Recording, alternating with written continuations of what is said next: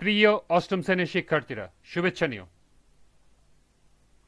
আজকে আমি তোমাদের বিজ্ঞান অনুশীলন বই থেকে বার্ষিক পরীক্ষার সিলেবাসের অন্তর্ভুক্ত বিষয় ষষ্ঠ অধ্যায় জীবজগতের বংশলতিকা, এখান থেকে বিভিন্ন প্রশ্ন ও ছকের সমাধান করে দেব। প্রথমে তোমাদের বলবো, যারা আমার চ্যানেলটি সাবস্ক্রাইব করো নাই তারা আমার চ্যানেলটি সাবস্ক্রাইব করবে এবং আমার সাথে থাকবে। তাহলে চলো আমরা ক্লাস শুরু করি।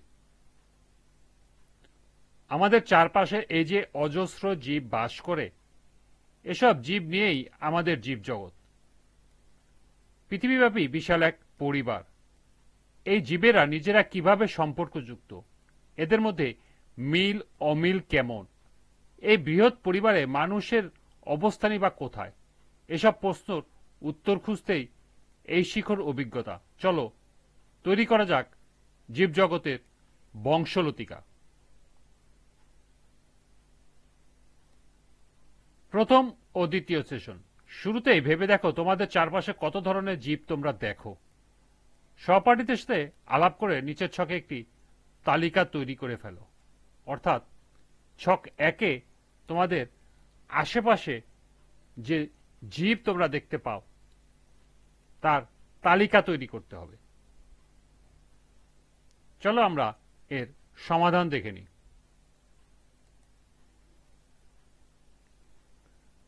জীবের নাম: মানুষ, হরিণ, ভাইরাস, বাঘ, মশা, ইলিশ মাছ।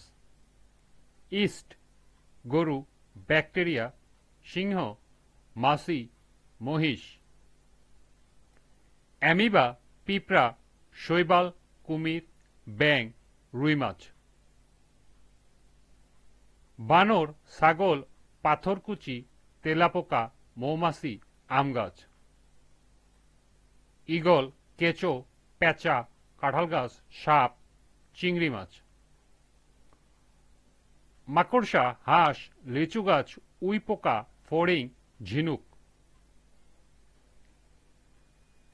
কাঁকড়া, টিকটিকি, বেড়াল, জাম গাছ, হাতি, বোয়াল মাছ।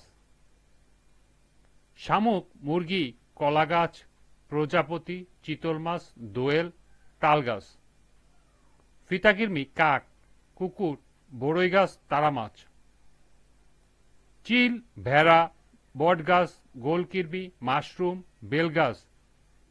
শকুন, কাঠবেড়ালি, ঘাসফড়িং, খরগোশ, পেয়ারা গাছ, শালিক। এই ছিল ছক একের সমাধান।